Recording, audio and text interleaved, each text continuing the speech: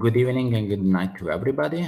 I hope that you enjoyed the roundtable that we did before. Now it's an open mic channel and panel.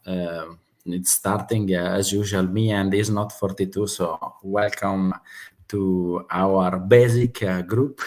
So if you want to join us, there is the link in the chat. There is a lot of contents and whatever. And now I'm preparing just for a preview the next streams that will be very interesting. It will be a lot about energy. Plus, we will have Paul Saunders from USA, and we have Carol Nake, that she's from Lebanon, but actually in UK, that I asked to be a part of the streams to explain what could be the scenario in the next years about oil, gas, new energy, everything. And I think that will be very interesting to understand what will be in our future in the next years. Plus, I asked another speaker to come, that is Murat Çınara, that is a journalist specialized in Turkey.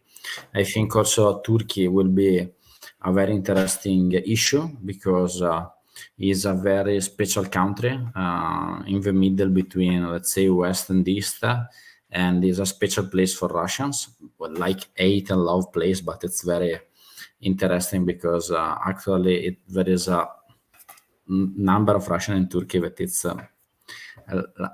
not understandable, a huge amount, because I think it's the cheapest place to go actually for the people that is going out of Russia. So let's see. We were talking a little bit with it's not 42 about the roundtable of today, and just to put some questions that I received in the panel, but I will try to reproduce these questions also in the next roundtable. If you have any type of question for us, our point of view, just ask. I was very my point. If you follow us, you know that my point of view. I only want to show, like, I have both flags, Russian and Ukrainians. So just for you to understand that I hope for a peace, because and hope I know that probably will not come super soon, but I still hope for a peace between the two countries. What we were talking in the round table was very interesting because I think that war in Ukraine, it's one channel that is taking for sure the Ukrainian side, but with a very realistic and not ideal point of view.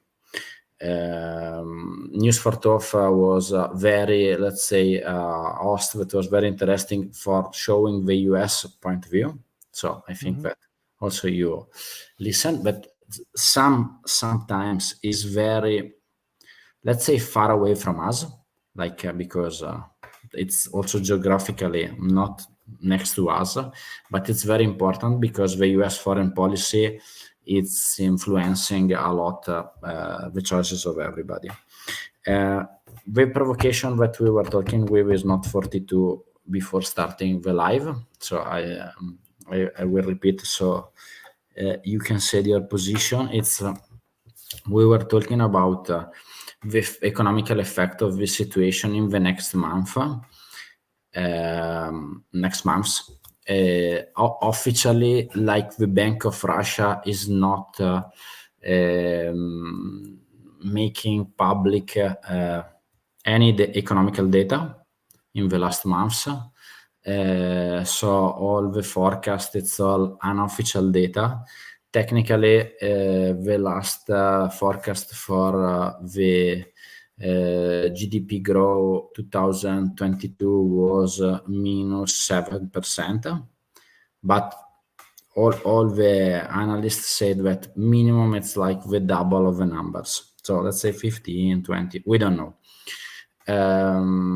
Why these numbers it's important? In my point of view and my experience, and you can enter in my position when you want.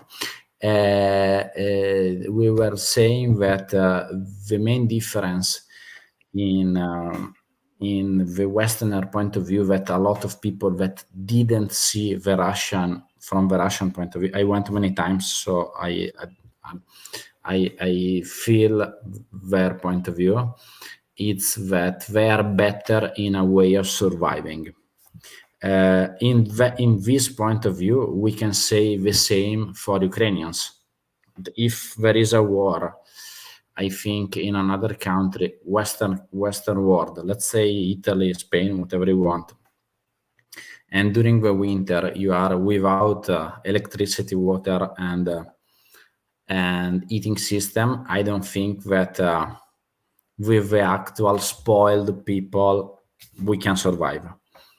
And we see You said economy, living standards drop 30%.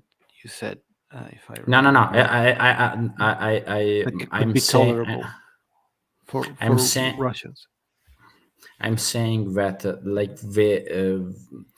if the real effect of the cutting of the oil export to Europe, this is what we will see in January, because the effect of the oil ban from Europe, it's starting from, I think, December 5th, but for sure in December. What does it mean? That technically the import of gas from Russia, it's now very low or nothing. Only few countries is in European Union are importing from Russia, like Hungary, something else from Eastern Europe, but very few. But we are still importing oil. If the oil ban will start in December, it will be a direct minus 25, minus 30% of the GDP of the Russian Federation. Why I'm giving you these numbers? Because the actual forecast of the growing economy in India and China are not good. So if the strategy is to sell these commodities to East, will not work for sure for the next year. And we are facing in a global recession for sure for the first semester of 2023. So all these economy numbers are to explain that the actual situation is pretty bad worldwide, independently by the war in Ukraine. The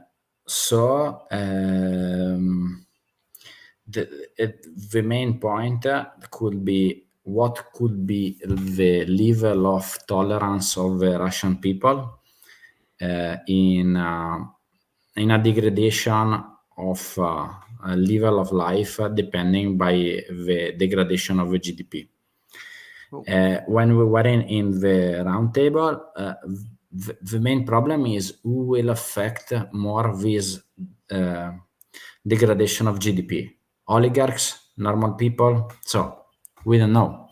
And what is your point of view? Because you said 30% when we were talking before, degradation of living standards, and that sounds like a lot to me. And the point you were making is like Russian people are more capable of sustaining themselves by themselves, and there is some truth to it, in a sense that, for example, where I live, a lot of food that we consume is locally produced. Let's say it's not like just people.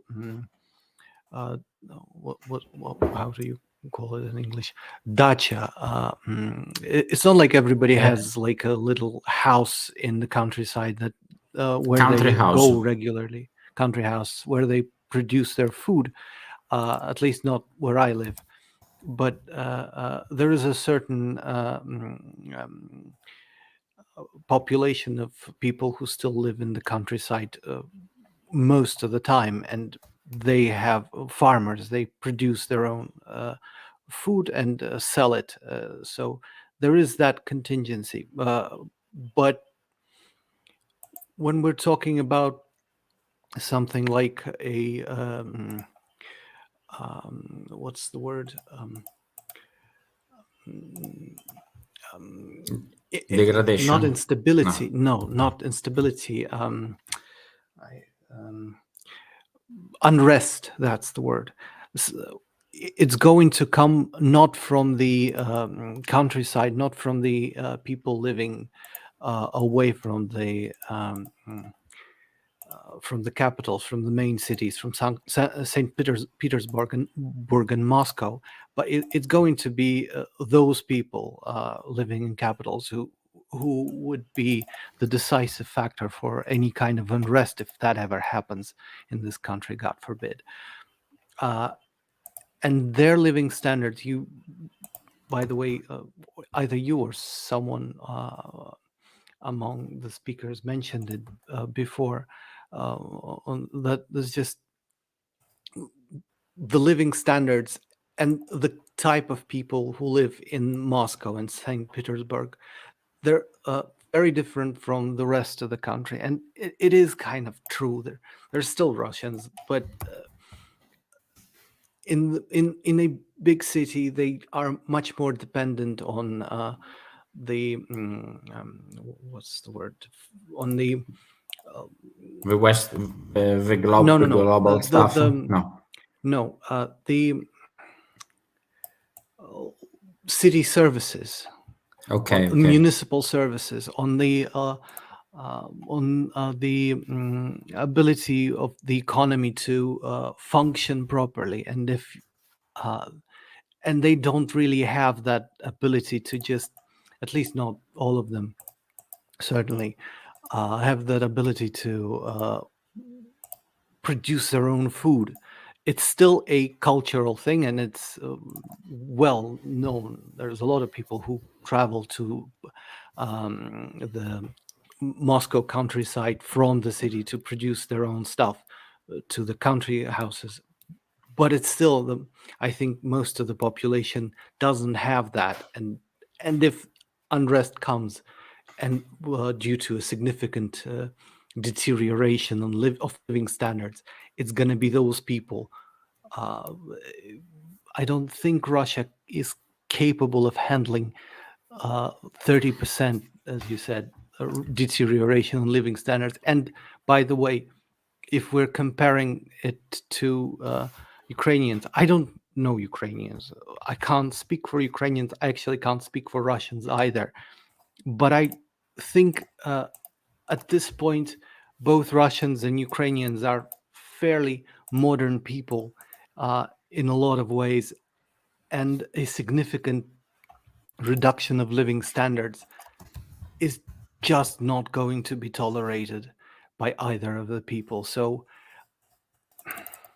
I don't know. I don't want to say what's going to happen. I'm not a prophet. I can't do that. But I think the more dangerous situation in the case of uprising in terms of unrest is when you don't have electricity. And that is a precipitous decline in living standards. And if there's going to be some kind of break, it's probably going to come from Ukraine under current circumstances. Because in Russia, frankly, there is some inflation, but there is a significant reduction in living standards yet. I didn't get the last thing you said, that there isn't a reduction, or there isn't a significant reduction. There is some inflation, but there isn't a significant reduction of living standards in Russia yet, at least. I agree with you, but the main thing is that, as I said to you, the main effect of the sanction are not about gas, but are about oil, and it will start in December. So it will start to affect the Russian economy probably January, February. and if it's already forecasted a -7%, -8% in the official data in 2022, it's very bad. Like, I mean, the Europe is still growing. It's growing less from the expectation. This is the difference. So the main thing it's that if you look at the central banks are still increasing the interest tax of loans, and this is like to try to reduce as much as possible the inflation. If there is so big inflation in Russia, let's say 15-20%, and it will grow a little bit, I think like Russians are a little bit more used to have high inflation because they're still, but they had it in the 90s. But the main problem is if you have high inflation, especially in a country with low salaries. For example, like I wanted to show to the people, like only because maybe they don't know where is like located Kabardino-Balkaria, but only for the. Mhm. So I found a good map. So we found you. So like Yeah. this is interesting, like to show to the people, like in Nalchik, how much is like the average salary in your opinion in rubles? 20,000, 15,000, I think 15,000 something like rubles. that. Yes, it's nothing. I understand, but you can live No. No, I'm not very checking how well, but much is. you can live. I think it is. Okay. I might be wrong. Okay, let's say 15,000 with the actual change, it's 240 euro. It's I, not a lot. for example, I know about Ufa, like Bashkiria, it's about, I think, 350, 40. If you look to the map, it's about in the north of Kazakhstan, Bashkiria. It's the last oblast in the European Russia. But if we move to Moscow, it's about 1,000, or a good salary. It's over $1,000 Yeah. for an average. And the interesting thing is that, like, for example, the cost of oil, if you go to the, like. For gasoline for the car, it's very similar. The commodities, I think it's similar. The cost of electricity or gas in Nalchik or in Moscow, but or it's different, as you know. I don't know for Moscow, but I pay for electricity for one flat 250, 300 rubles a month. 300. It's 4 euro. So like, no, Yeah. to compare, like, I think that now with the actual prices, so you will be shocked. I think that one energy bill in Italy, of a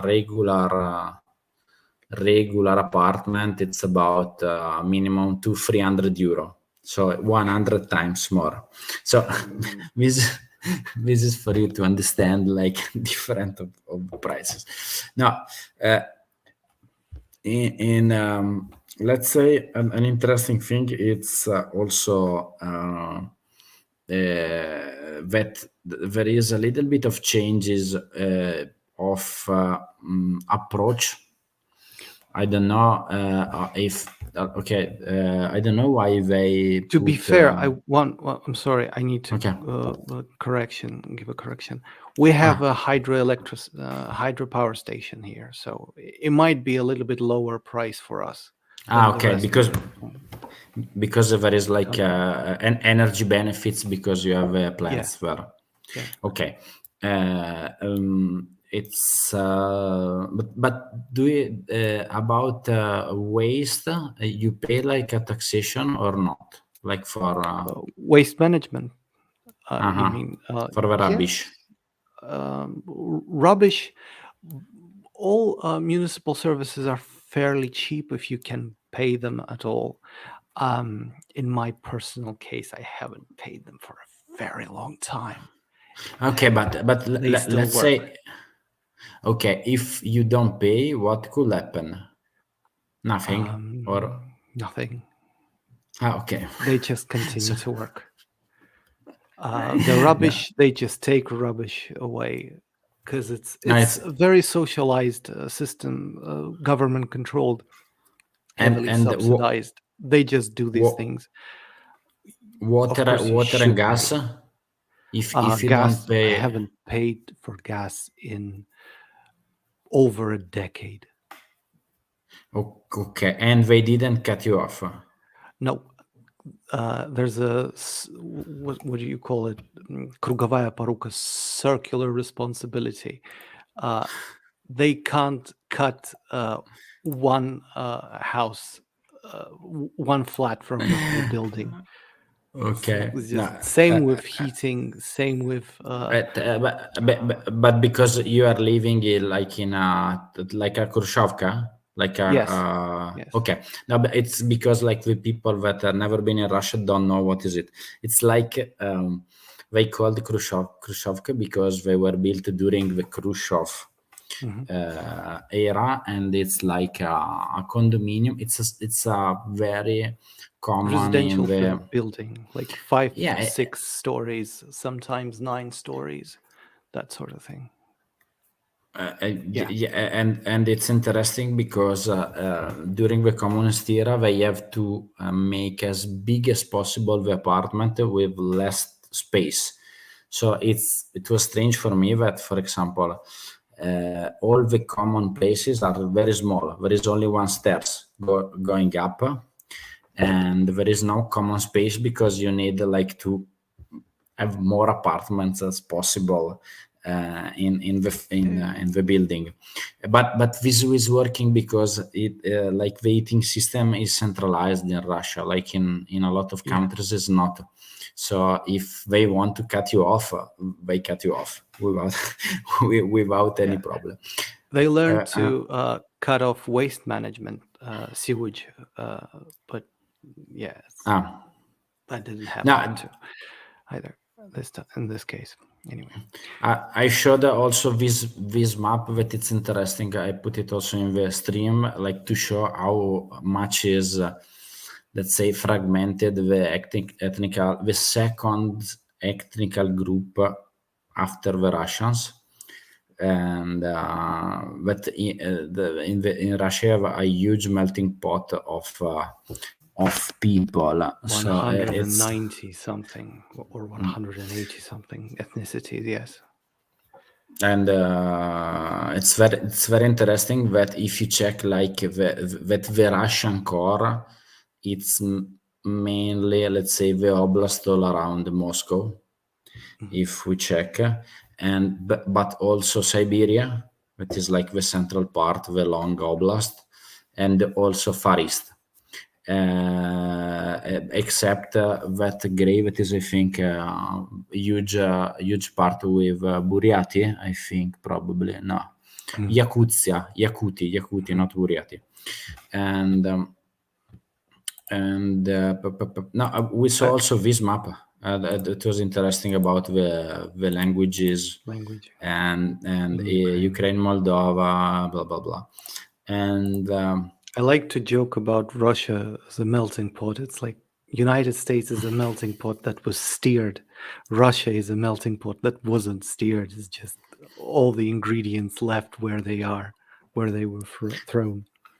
but because I think that the history of Russia, it's an empire that was made on ground, and the United States, like the empire moved from west to east and to south against, for example, Persian and Turks, Ottoman. So everything that was conquered was, I think, tried to be Russified, probably, as Caucasus also, where you are, for Yes. sure. For, For example, nobody knows, I think, in the West, the history of Circassia and Cabaldi, but I didn't know, for example, that one of the only military suit that was accepted if you make an official visit to the United Kingdom House is the Circassian, because it's universally recognized as super amazing warriors, like all the people from your zone. And no, you didn't know? No, I agree in that it was adopted widely after the Russo-Circassian War. During it, the culture you've met Cossacks, for example, in I think Stavropol, it was right, or somewhere like that, or Krasnodar, I think, yeah, and there, the boy again that you showed me, he was wearing Circassian garments, and despite being Russian, like he was wearing Circassian garments, selling, as I understand, Circassian cheese, ethnic. So it's like a lot of culture in his culture. Also, the weapons they adopted, particularly the Cherkesskaya shashka, Circassian saber, also was adopted not only by the Cossacks but by the Russian military at the time. So a lot of cultural exchange happened. So yeah, that's no thing. But okay, I wanted to share with you a little bit of new data. It's interesting because it's in Russian, so you can help me in translation, because I'm good in reading but not in translate. So let me show you, because this is like, it's pretty new because it's from 18th. So let me share with you.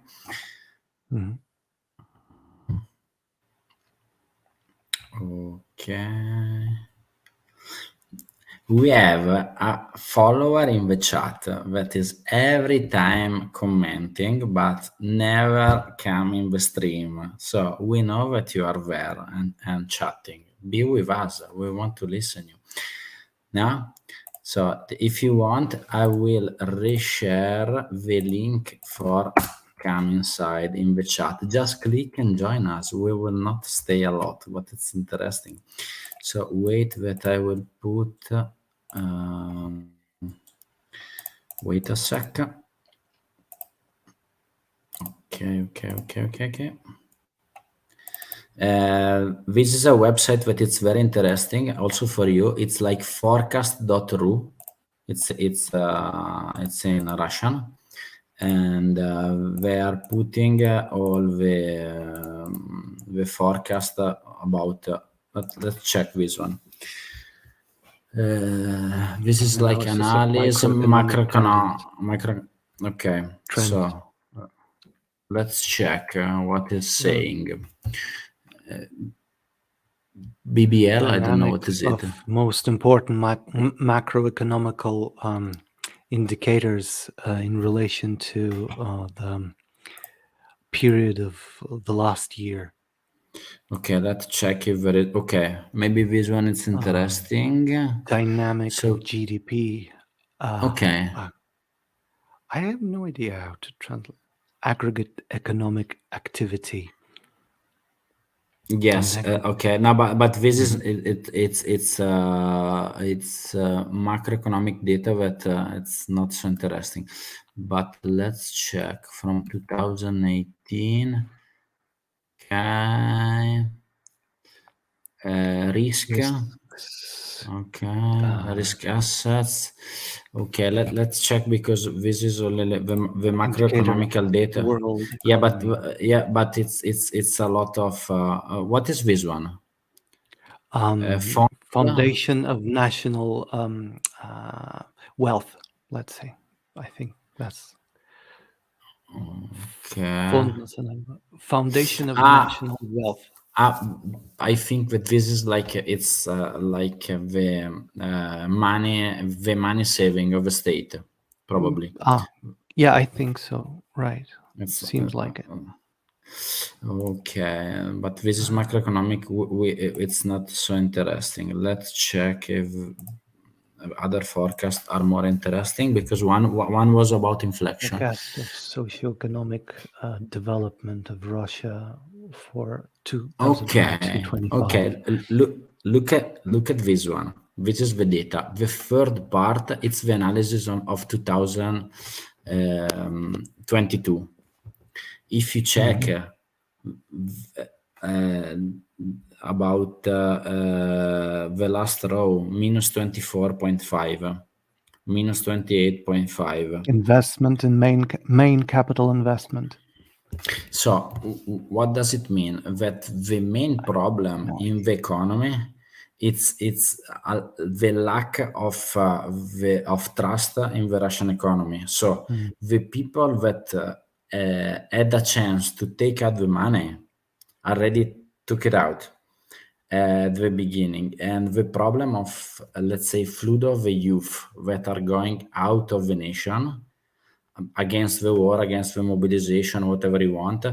It's not a problem about don't be proud of the Russian, let's say, Rodina. You know what is it, but it's like it's to don't be patriotism, but you are losing manpower. So especially like in the young age. Let's check if there is some information I about. think it's inflection. very important to actually know how much of it is lost. I don't know, honestly. Okay, it says let's say Relatively. unofficial data, unofficial. They said that it's already more than 400,000. But as I know, for example, but the most part went in Kazakhstan, Georgia, Turkey, and the rich in Dubai. Because at the beginning the flood was a lot through the Baltics and Finland, but now it's completely closed. Like you can go as a tourist from, for example, Tallinn to Peter, but you cannot go from Peter to Tallinn if you are a Russian tourist. It's very complicated. Let's check this one. This one is from 25th of October to 21 of November. And this is the inflection. That's right. Since October 25 to November 21, 2022. Okay, this is like the increasing of inflation. If you read under the graph, inflation. What is it? The growth of prices continues and accelerates gradually, but still remains above the seasonal norm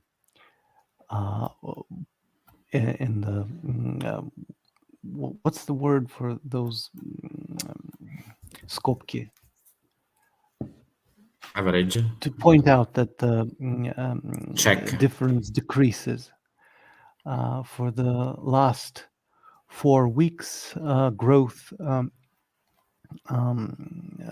prices of but consumer prices. What is written under? Like Rizunok one. Consumer prices and its growth compared to средний многолетний. What the hell is that word? It's even in Russian. I first time seeing this word. But it's like economical terms. Yearly. Okay, it's multi-yearly. I think that it's the median price, but it's not important. It's like it. Okay, let's check this one that it's more important. What it's saying, like that, like the inflation, it's going up from 12%. Under the Is it right? diapason, I don't know how do you say this word in English? Now, read only the description of the graph. It's like Yeah, I know. I don't know how to say this резонок word in English. diapason. Is the It's diapason. It's it's okay.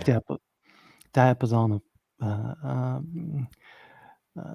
trend evaluation of the dynamics of consumer prices.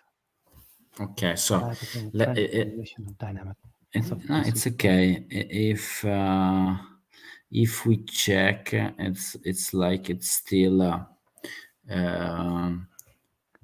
okay. It seems that it's like because it's about monthly, so we can see that the weekly. inflection. I think it's weekly. It said понедельно, weekly. Yes, it's weekly, but it's like first, second, third. Okay, but we can see that so it went up and remain up, and the forecast at the end it's going up also.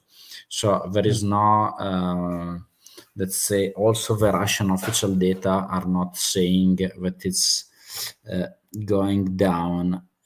It, can you read what is like the conclusion that they are saying here? Let's see. The prices on the grain goods earlier had grown significantly, but now more or less stabilized and Okay. are reduced a little bit.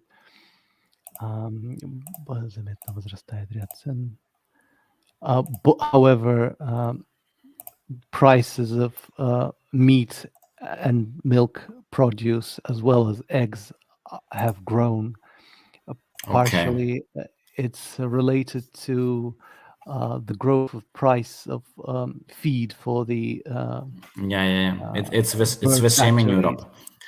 But it's like we said a dog that is eating his tail, because it's like a circular problem. If you increase like the cost of the commodities, all the industries circle. It's like growing up. Partially Another because thing. of the regular movement of demand. But if it's like if market trust it's going down, it's something that I wanted to show that shocked me a lot about this thing that I also said in the roundtable, that the Chinese are like locking down the workers in the factories and putting the grids and net outside of the window to prevent their suicide. It's something that I don't know. It's unbelievable in a movie, and it's happening now, and so it's difficult to think that it's a condition that is sustainable in long term. I want to show you one thing also to the public. It's a very interesting.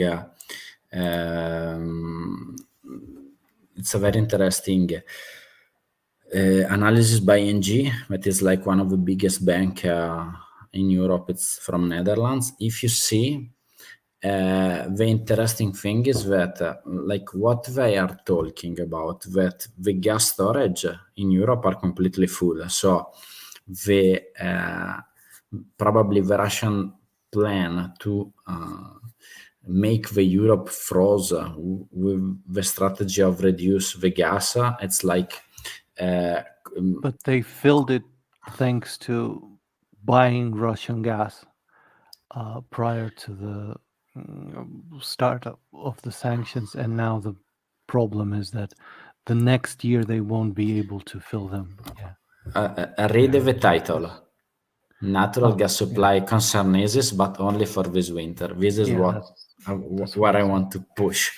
So if you take to the last paragraph, what they said that a significant increase of liquefied natural gas LNG flows demand destruction has ensured that the European Union has built inventories at a good pace this year, and but the main thing is that you don't really know where the LNG is coming from.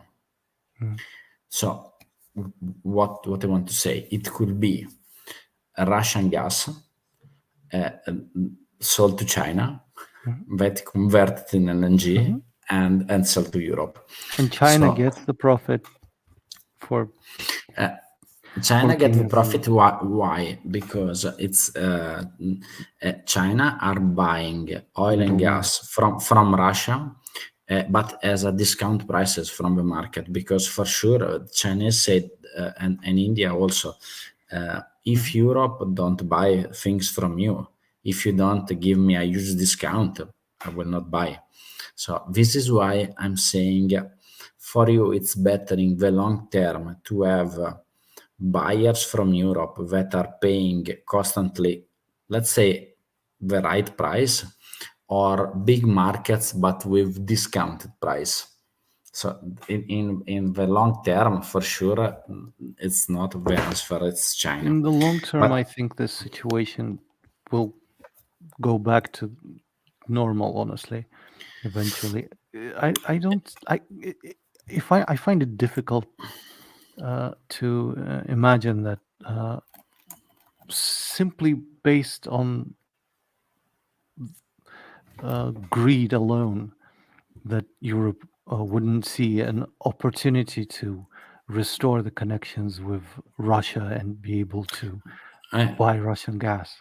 I agree Russian with you, energy. but the problem is like how deep will be the war for me, and second, this is why I think that if the Russian, let's say, political class will be, let's say, more clever than proud,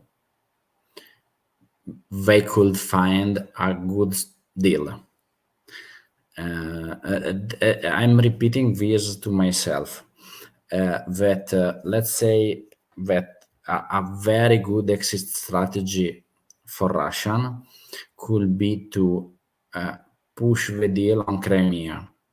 I know That's not. it's I something. know. Okay. Sorry. Continue, please. No, what I'm saying to you is that for Ukrainians, the deal with Crimea, it's impossible.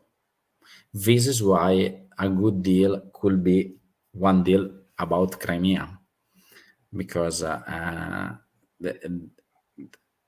for sure in the battlefield, if you listen to War in Ukraine, and normally is very well prepared about the battlefield forecast, if is preventing a probable Russian attack, massive attack in January or in February during the winter.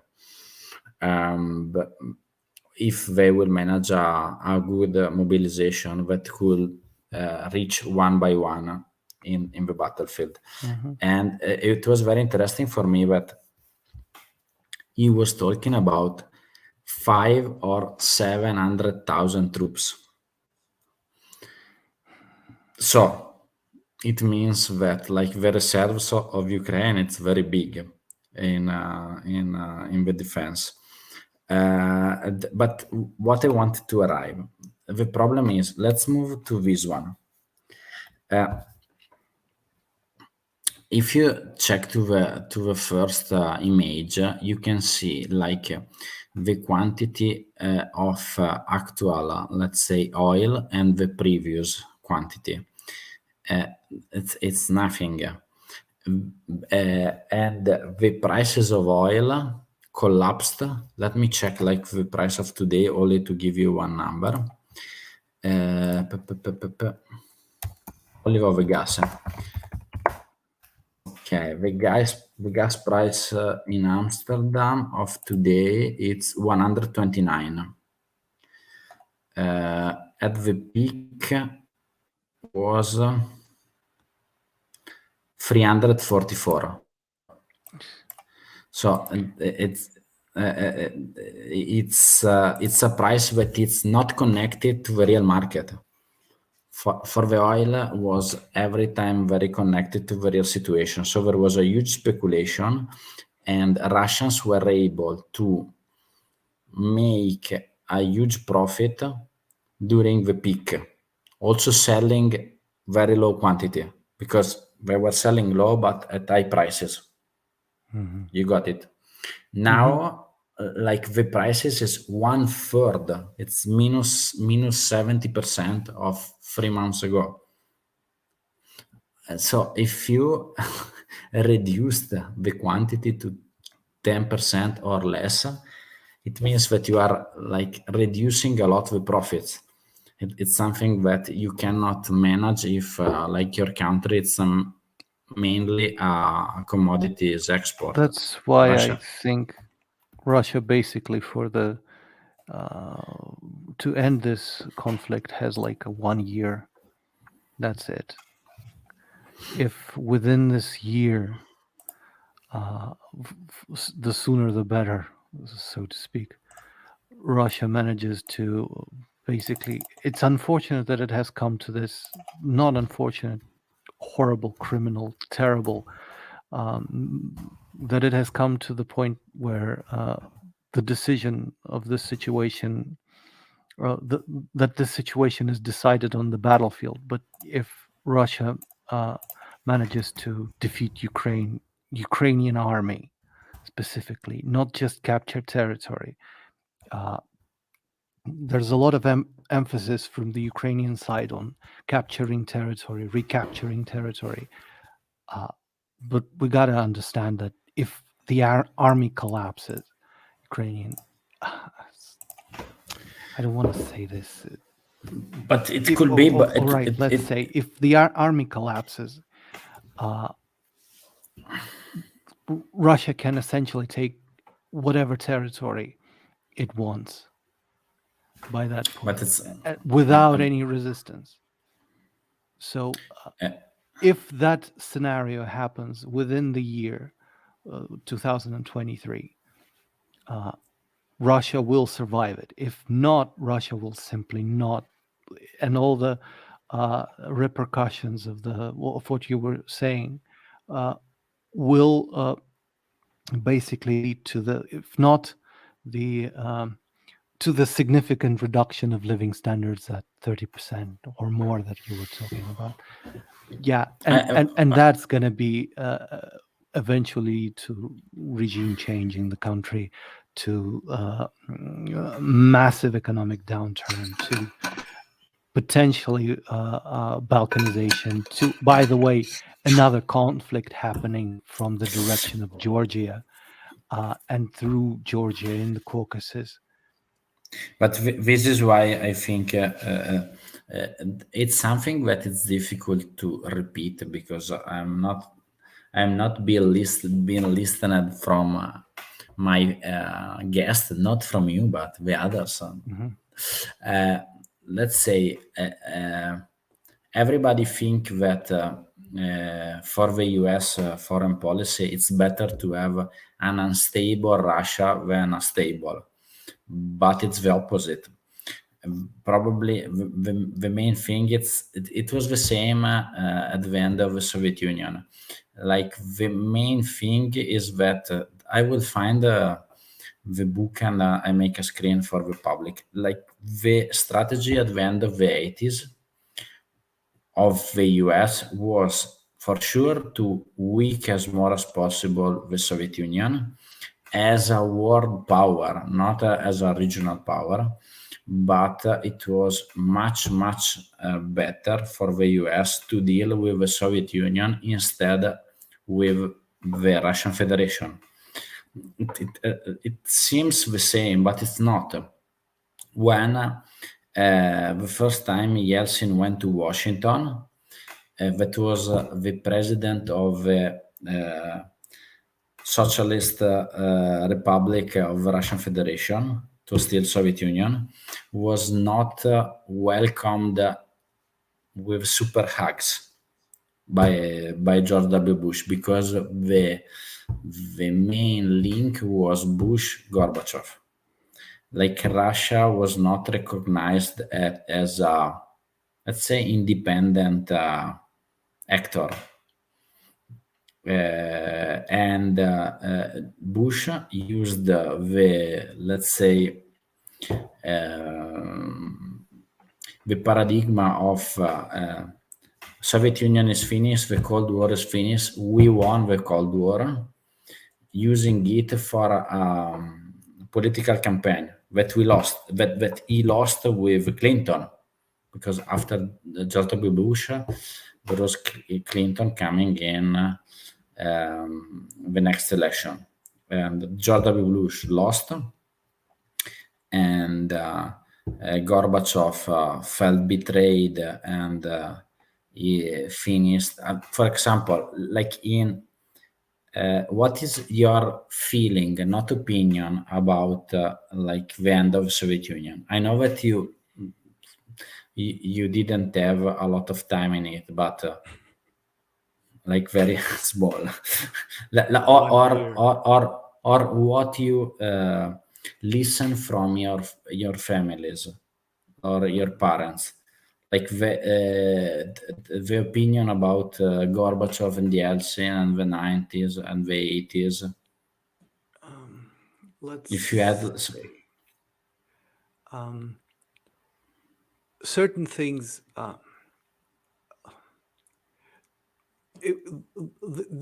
What I heard from like my family, that there was less corruption, okay, and the state took care of the people in a sense, like before it collapsed, and it was, in that sense, it was easier.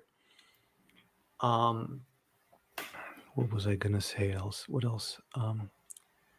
As for my personal opinion in regards to collapse of the Soviet Union, it may not be necessarily mainstream. So I think a perestroika-like event had to happen to release tension in the country, because I tie liberty, personal liberty, to living standards very directly. So if you want to have growth of living standards, you have to have growth of personal liberties. And the and point maybe about also a little bit of freedom of choice also it's the same thing. It's I categorize liberties into Good evening. we have good one evening. guest. Hi. Hi. I'm fine, thank you. I categorize living standards into 7 personal liberties, types of personal liberties: freedom of life, freedom of death, freedom of mind, freedom of body, freedom of discourse, freedom of mobility, freedom of time. And if you think about it, any kind of improvement in living standards could be attributed to either of those liberties. So it's like personal liberty is a measure of living standards, so to speak. So if you want to continue growing living standards, you have to provide the population with ever increasing degree of personal liberty and democracy, or at least some kind of appearance of it, is necessary to continue moving in that direction. That's why when I said that China is going to be democratic, that's what I meant. Some kind of And event is I going found to need I to happen. found some analogy in what you're saying Mhm. and what is happening in China, also with the protest that was growing up at the end of the 80s in the Soviet Union, because a lot of people don't remind that the riots didn't start in Russia. They started in Moldova, in Georgia, in Armenia, the Baltic states. And then, especially in the Baltic states, was the first time where Gorbachev used the Spetsnaz against the people, and there was, I think, 7 deaths or 17, something like this, and in the attack of, I think, of the public TV. I don't remember if it was in Riga, Tallinn, or Vilnius, but in one of the capital of the Baltic states. And from that moment, let's say there was some fire that started the explosion. But if we look now to China, and I have some friends that is living there, they said to me that when the people and the government is governed only by, let's say, some decisions that are led only by ideology, maybe nonsense in reality, but sense in the ideology, you are getting these results. Like I don't know, people is getting mad, and China is normally it's completely under the rules, and now they are getting crazy and making riots because they are completely under COVID rules from January, February 2020. I So agree. it's That's what I already call desecularization, basically. It's when priorities of ideology supersede priorities of living standards. It happens, by the way, not only in China, but in the West as well right now, as we speak. If you, if our guest can want to say something because you enter, but where are you come from?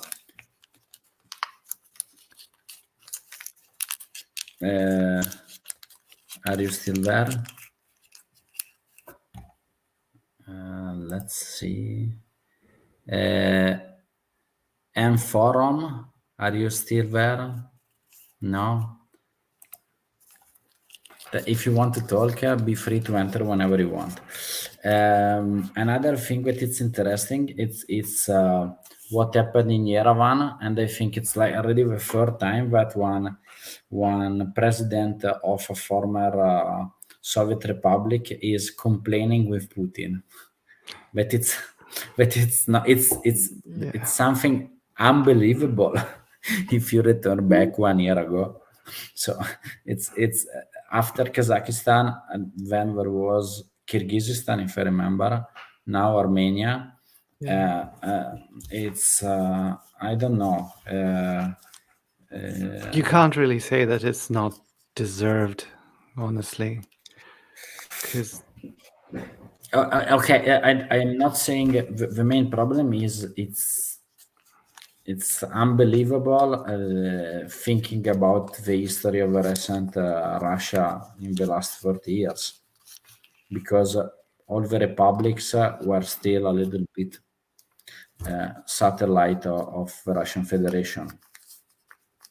So, and Armenia was pretty completely depending by the Russian help against Azerbaijan. But Russia didn't help so much because they lost the war. So I think the Central Asia was fairly significantly neglected. Former Soviet republics were neglected. Ukraine was neglected. Belarus kind of lived by itself, frankly, but there was closer ties with Belarus, as far as I know. Even to the point where Lukashenko once, I think, had a claim to become a president of the joint nation union. Thank you. But frankly, for a very long time, Russia wasn't in a position to do anything to anybody and help, and still isn't in a position to help. And you cannot neglect your closest allies like this. So the gripe that the leaders of those regions have against modern Russia is, I think, fairly justified in that sense. But it's Uh, war now. M-Form, are you still with us? Do you want to say something because you I'm with connected? you. But I'm still with you. I'm listening. okay, I'm perfect. still with Because you. okay, but it's only because you went out and I re-entered. So No problem. if you want to take the stand, just ask and you can enter because. Yeah, feel free to interrupt because we talk a lot. But Sorry. where are you from? From Nigeria. Nigeria. Oh, that's we have Asia, Europe, and Africa. We need someone from South America. So now it's interesting for me because what you said about Central Asia, because your position, like geographically, it's very on the border of the map Yeah. of Russia. So it's very interesting that Central Asia also for Russian Empire, because Central Asia was conquered by the empire, not by the Soviet Union, and especially like Uzbekistan, Turkmenistan, whatever, and the strategy. I think in the next years there will be a huge problem between like the roots of the Central Asia that technically it's more connected to Turkey instead of Russia, the roots. And maybe if the Turkey, let's say, army and protection could be better than Russian, it could be an issue for them to, let's say, choose Turkey as a main alliance for security instead of Russia. Or China. No, because like they're Muslims. So and if you check it's a fair example, it's like Azerbaijan and Turkmenistan and sorry and Turkey, and the main thing is that it's not a religious thing. It's for example, they are Muslim and they are Sunni, not Shia. So the interesting thing is that in Iran, the biggest ethnical group that it's not Persian is Azeri in the north. And the main security problem for Iran it's Azerbaijan in the north. So what is happening now? It's very strange.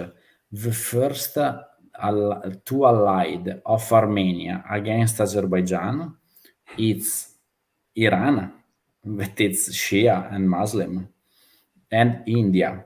Why? Because Iran is against Azerbaijan, and geopolitically, Azerbaijan supported Pakistan, but it's against India. So India is supplying weapons to Armenia instead of Russia, because Armenians don't trust anymore the help of Russia anymore. So And I think was it because of this SMO, as the Russians will call it, that they didn't have time for the Armenians in this last crisis with Azerbaijan? This last was it the bombardment? Was Armenia Russia too called. busy, or they didn't just want to interfere? Okay, let's say that Armenia is an alliance that is OST, that it's like the NATO of the former Soviet That's Union. CSTO or something of that. And they called the equivalent of the Article number 5 to be protected from the Russian Federation against Azerbaijan, but the Russian Federation denied the help. So, but this is probably because they are a little bit busy in Ukraine at the moment. So a little bit. And then is Azerbaijan also part of that alliance? No, Azerbaijan is out from many years. Okay. Wow. Azerbaijan in this alliance of the former Soviet Republic, they are not inside. Baltic states because they are NATO, Ukraine because it's out, Georgia because it's out, and Azerbaijan because it's out. So the main partner is Belarus, Russian Federation, Kazakhstan, Armenia, Kyrgyzstan, Uzbekistan, Turkmenistan. This is like the group. If you want to see one intervention of this alliance in security, it's when there was the protest in Kazakhstan, end of the last year, I don't remember, probably after the summer, and there was the intervention of the Belarusian, Armenian, and Russians in Kazakhstan. Okay. Wow. And this one was a very complicated issue. Why? If you check, and you are interested in this case, after this intervention, there is no one public appearance of Nursultan Nazarbayev, that was the former president, because a lot of rumors say that all that riots were not a Western like protest, but they were like protest of the former president against the new one. Okay. So it's complicated issue because Central Asia, Kazakhstan sold mostly of the gas fields and oil fields to foreign companies, including Russians. So you have a lot, for example, of US companies, Russian companies, also Italian companies that are extracting oil and gas from Kazakhstan. And it's the same case, for example, of Turkmenistan. If it's, I can show them up. It's the fifth state for oil fields in the world. Fifth, but it's one of the poorest state in the world. So it's interesting because they can sell technically gas only to Russian Federation, through Russian Federation, but now we're starting to dealing also with China, because Turkmenistan it's in the southern border, in the eastern border. It's connected to China. And also you are from Nigeria. It's the same case here too. You are in a very interesting position, because I think that Nigeria in the next years will be a very big actor in the energy sector. But the issue here is with corruption. Most of all those things, at the end of the day, one way or the other, we are not really very reliable. But let's hope for the best. Let's hope for you. What I was talking about, it's like this pipe. If you check, if you see, the pipe, it's on the right. If you see, there is the red pipe. It's like it's a project that is going from Nigeria, Niger, Algeria, and then like to Italy. So it's trans-Saharan pipeline. But And but I want to say, where is it? Is it passing through northern Nigeria also? Because some of those points are serious conflict zone at the moment. Okay, that's it there. Okay, no. What I'm saying to you, this is like wait. This is like it's a project that's not made. So Nigeria, it's in the same position like as Qatar. Like that you can export a lot by LNG. The best case scenario is that if we can have like a peace situation in Central Africa, I think like Nigeria, Algeria, there is the cheapest way, it's like to make a pipe. But the other problem is at the moment we have also another huge problem in Africa, because there is an escalation between Morocco and Algeria about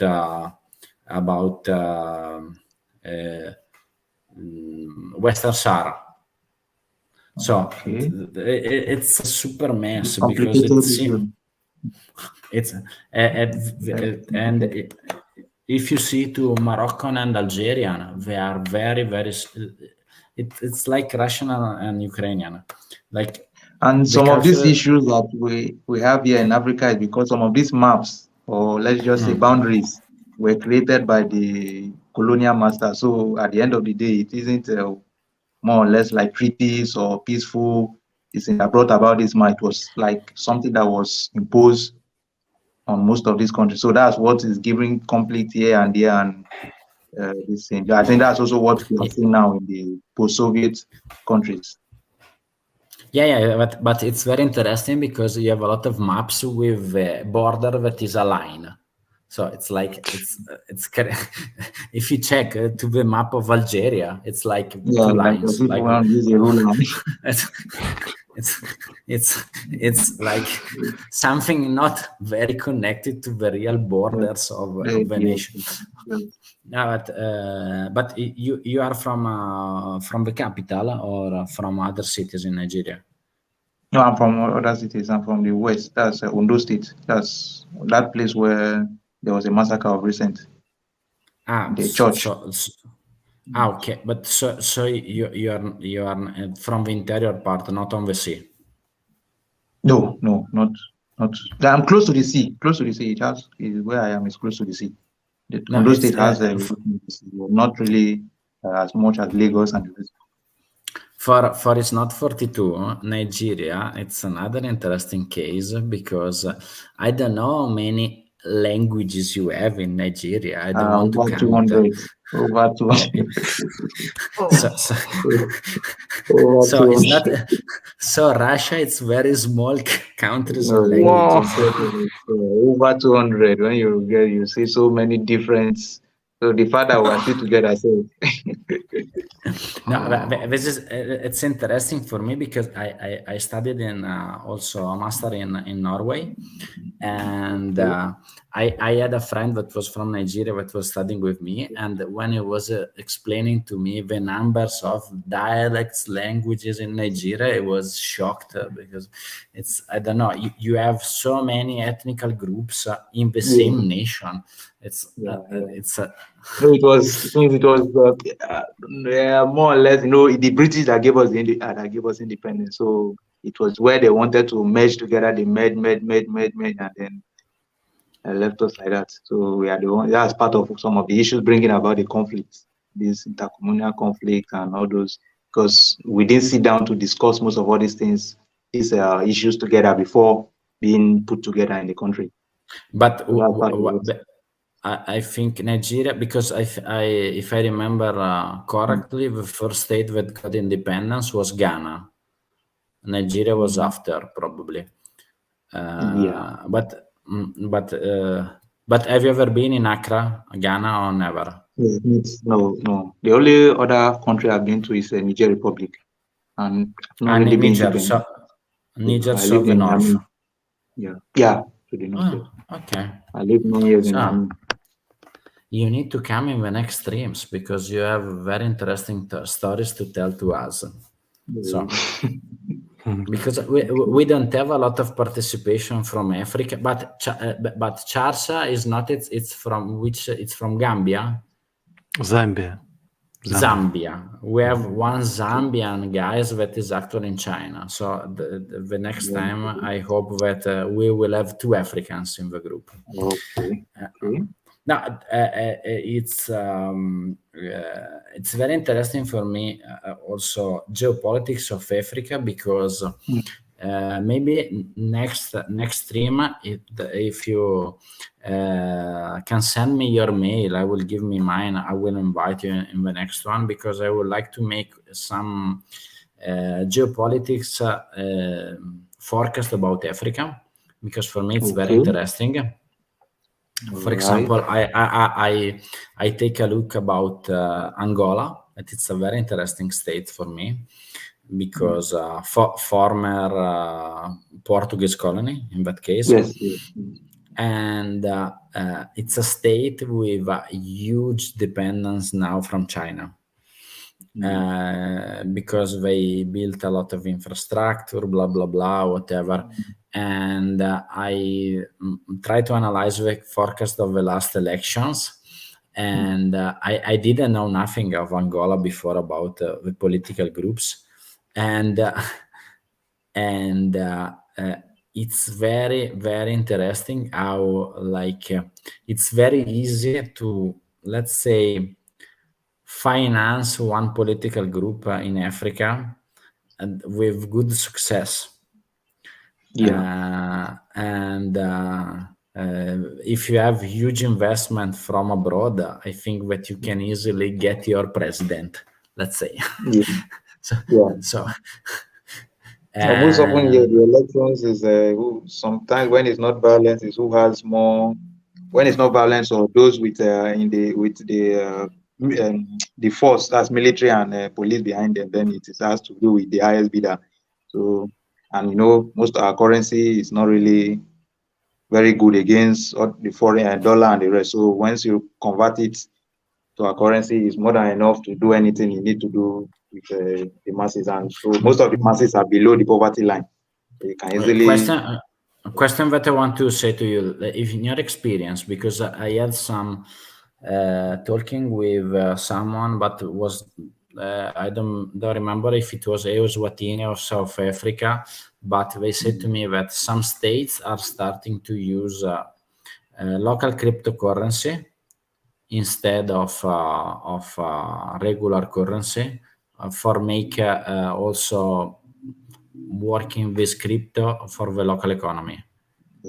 Do you know like if you check Nigeria is, I think is it, I forgot, is it Binance or one of like the highest, if you check very well, one of the highest users, because our currency isn't stable. So most people use crypto and the rest to keep to store wealth. So that was why I think last year or so, either early this year or last year, the central bank had to ban use of banks from funding and from enhancing crypto buying or selling or this, because they say it was weakening the naira more. So, but you are able, for example, to pay in some shops with a cryptocurrency or not? For now, no, it's not that much. But we do transactions, just but not. It's not that the same. You are using the crypto only to saving, let's say, your money value instead of the Nigerian currency. Yes, and then some people also, it's not as if people don't use it for transaction, but it's not that it's not that common. But mainly except online, this thing that people use a lot for transaction. But as for physically, it's not really. That's people don't in shops and the rest. It's not a common practice here yet. Okay, it's very interesting. So I received a lot of messages from one guy from the chat, but it's not connecting. Enter inside, but we will stay other 10 minutes and go to sleep. Let me try to end like this stream in let's say with some last argument. Like, have you got, for example, in Nigeria, what is like your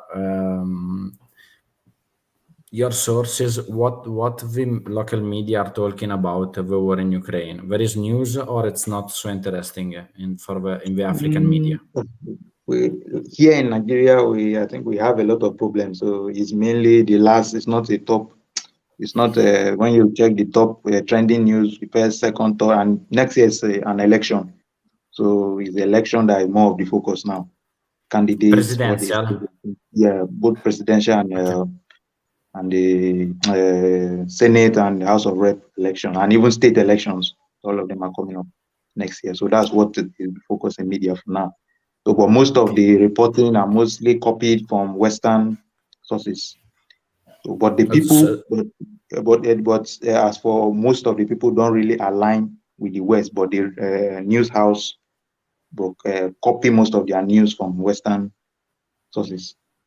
So, like I don't know, BBC, CNN, whatever. Yeah, anything they say, they just rebroadcast from here to the masses here. But So you are saying that like local Nigerian broadcast, it's like only copying and pasta news from the Western media.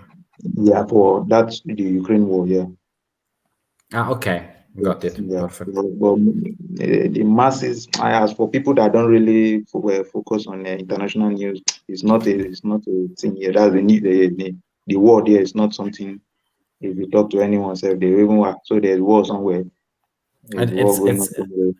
it's very interesting now. It's not 42, but where you are located in the world, it's a very completely different perspective to the first problem of your life. Like, no, but actually, and Nigeria for me, no, you are like so we see you.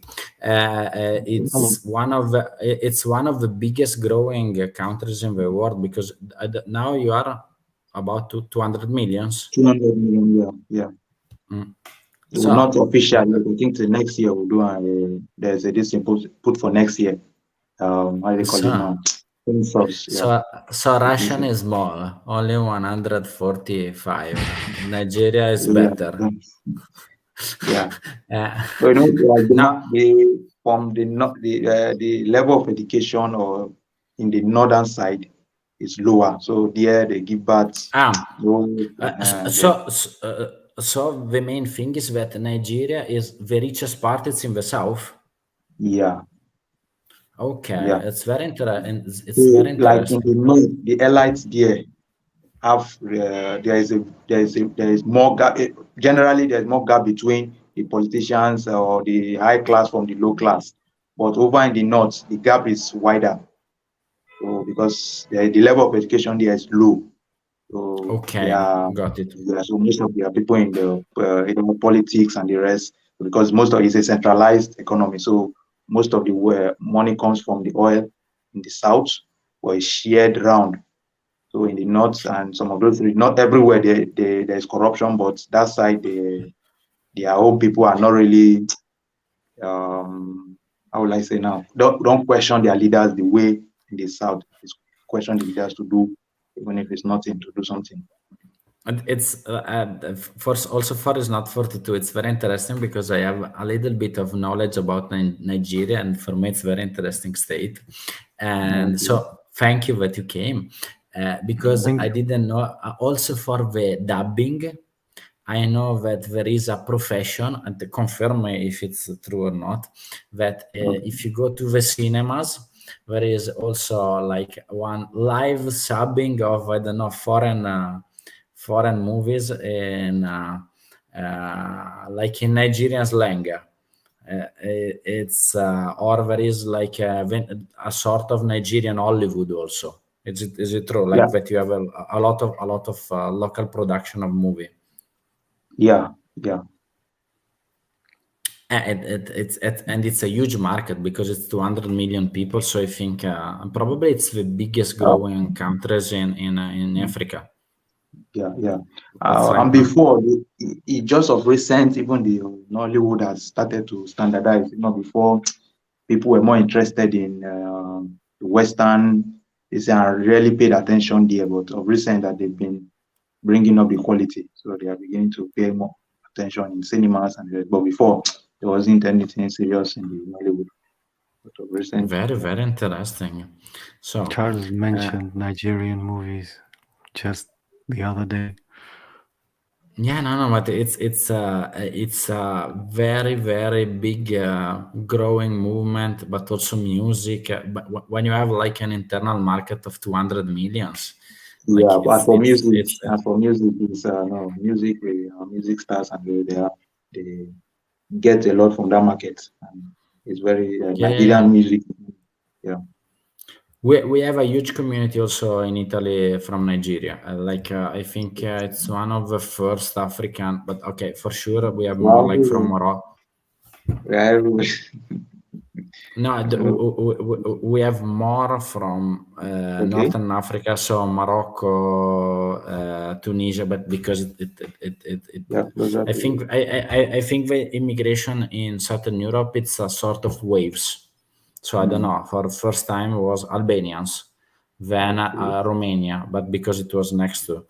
And now I teach in school for 9 years. I had a lot of Burkinabe from Burkina Faso, Okay. a Yeah. lot from Nigeria, also Costa d'Avorio, Côte d'Ivoire, Yeah. Ivory Coast, and Okay.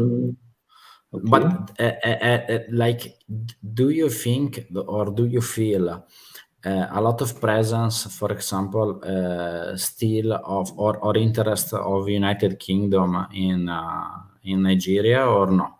Like France for the The other French, francophone countries. for example, for like after the independence now, like we're still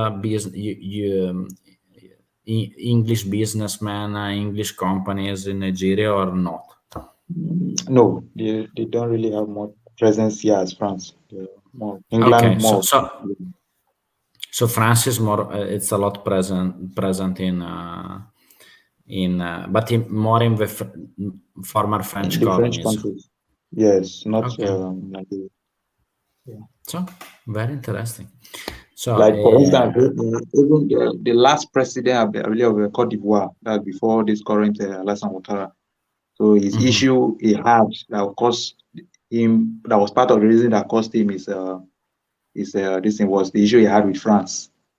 So, and where it started was I believe this when the National Assembly that they paid rent to France.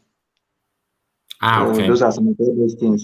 So things in their own country and the country end up funding France. And you buy, for instance, from those countries, like when I live in Miami, you buy the land, you own the land to a certain depth. The rest belongs to France. So anything that is found there, resources, there's a percentage that goes to the French economy and some of all those things. So what he was trying to do was trying to trying to reduce the French interest in Cote d'Ivoire.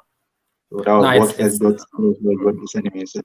Before later he let, too began falling into their trap and they were able to use it.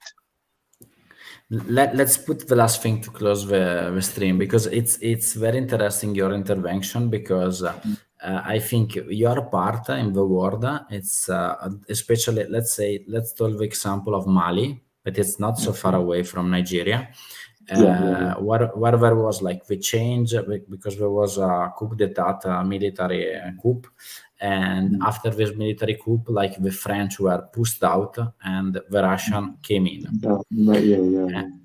And it's first time from very long time that there is a Russian presence in Africa, because in the past there was a little bit during the Soviet era, but after no. So it's something that if you will have time, and we will invite also Charles from Zambia. So, and it's not 42, it's our like favorite partner, so I'm sure that he will come. I would like to talk about it. I prepare also some slides about foreign influence on Africa. Now, like the most of influence in Africa, it's mainly Chinese, but there is still a lot of interesting places. Because I don't know, Libya, it's an interesting case because it was like a former Italian colony. There was the Libyan war. Somalia, it's another interesting countries because it's still divided from Somaliland, Somalia, whatever. And Nigeria, it's very interesting because many ethnic groups, complicated, but very rich in oil and gas. So if there is less corruption and let's say a good management, you can become, I think, one of the richest state in Africa. I hope for it. There was a time I ever read a publication, I think from Finland, between the 1950s and between the 1960s and 70s, when we just got our independence after the after the Civil War. So they projected us to be one of the world's superpowers as at that time. So just corruption. Since then, corruption has degraded the country. That's nowhere to be found. But it's the same case if we want to compare to Venezuela, that technically it could be the richest state in the world because it's probably the first or the second oil reserve in the world. They call them like South American Saudi Arabia. But if you go there now, it's disaster. Technically in Venezuela now, the currency doesn't exist because they had, I don't know, 1,000% of inflation in a year. So if you want to buy something, you cannot because you need to bring one wallet, one luggage of currency. Even Nigeria, it just got, but we're heading that because it seems here when you go to the market today, you meet a price, you go the next 2 days, you discover that you can't even buy it. Even if you prepare to come and buy that same product, you notice that it has gone up again. So now the inflation is very high in Nigeria. Oh, it's very high, very high, very high. So it's a common problem. It's not 42. It's not only Russia. Also Nigeria is the same. Ours has been over since this current government entered into power since 2015 or so. It has been before. It has been there, but it became terrible.